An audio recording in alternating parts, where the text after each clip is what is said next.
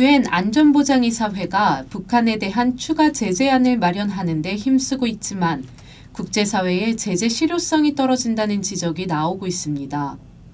현지 시각으로 지난 10일 유엔의 북한 제재위원회 전문가 패널이 가장 최근 발간한 보고서에 따르면 북한이 핵 미사일 프로그램 무기 등을 입수하려는 시도가 지속되고 있는데도 회원국이 금지 품목을 압수하거나 검사한 새로운 사례는 단 한 건도 없었다고 밝혔습니다.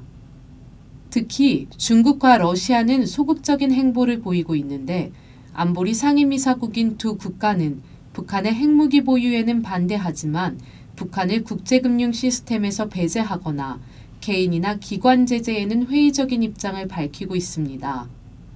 안보리의 북한 문제에 정통한 한 유엔 대사는 유엔 제재는 15개국 모두의 동의를 얻어야 하기 때문에 새로운 제재를 하기까지 시간이 걸린다며 서구 국가들이 대체로 찬성하는 반면에 중국이나 러시아 등은 주저하는 경향이 있다고 전했습니다.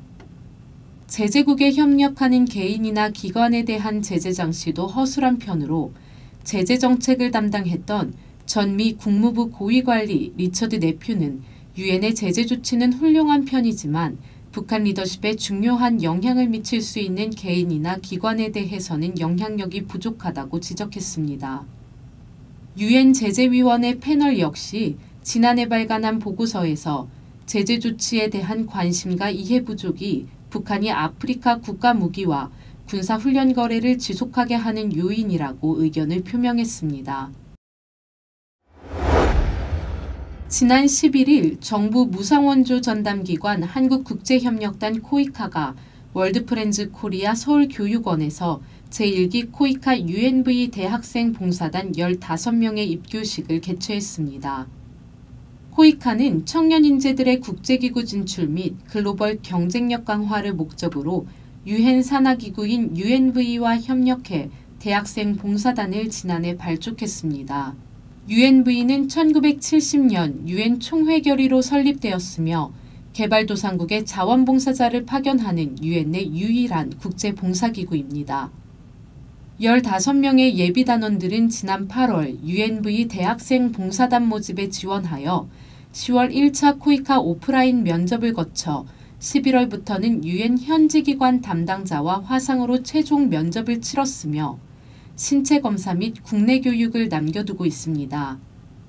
UNV 단원들은 5주간의 국내 교육 과정을 모두 마친 후 2월 중 피지, 벨라루스, 방글라데시, 케냐, 몽골 등 10개 국가의 유엔 현지기구로 6개월간 파견될 예정이며 입교식은 몽골로 파견되는 김소현 단원의 선서를 시작으로 본격적으로 진행되었습니다. 이경상 서울교육원 부원장은 환영사에서 UNV 봉사단은 봉사의 길도 있지만 국제기구로 나아가기 위한 출발점이기도 하다며 교육 이수 후 파견되는 국가의 발전에 기여할 수 있는 글로벌 인재로 성장해달라고 예비단원들을 독려했습니다. 한류기획단 융합 한류사업이 인도네시아 문화 소외지역 청소년 대상 사회공헌 활동으로 새해 첫 발을 내디뎠습니다. 문화체육관광부는 한류기획단과 무주 YG재단, 한국문화산업교류재단 등과 손잡고 이달 11일부터 17일까지 인도네시아 반투주 티가락사 지역 학교에서 현지 청소년을 대상으로 문화 봉사활동을 벌인다고 밝혔습니다. 이 사업은 지난해 한류기획단이 발표한 2016년 민관이 함께하는 한류 발전 전략의 성숙 시장 전략 가운데 하나로 한류문화 공적개발 원조의 첫 사업입니다. 프로그램은 대학생 봉사단 K-팝 댄스 교육과 마을 문화축제, 문화 놀이터 구축, 착한 한류 캠페인 등 4가지로 이 프로그램을 위해 YG 엔터테인먼트 안무 전문가와 함께 8주간 K-팝 댄스 집중 훈련 과정을 이수한 대학생 봉사단 14명이 현지 청소년 120여 명을 대상으로 K-팝 댄스 교육을 진행할 예정입니다. 이 회사 소속 가수 현도 봉사단 멘토로 참여해 인도네시아를 방문하여 주요 일정을 함께 한다고 전했습니다. 15일에는 문화 놀이터를 열어 낡은 교실 2개를 리모델링해 컴퓨터, 태블릿 PC, 스마트빔, 전자도서, 한류 콘텐츠 등을 활용한 문화 놀이터와 멀티미디어실을 마련했으며 개소식에서는 가수 션이 학교 측에 문화예술발전기금을 전달해 착한 한류 캠페인을 이어갈 예정입니다.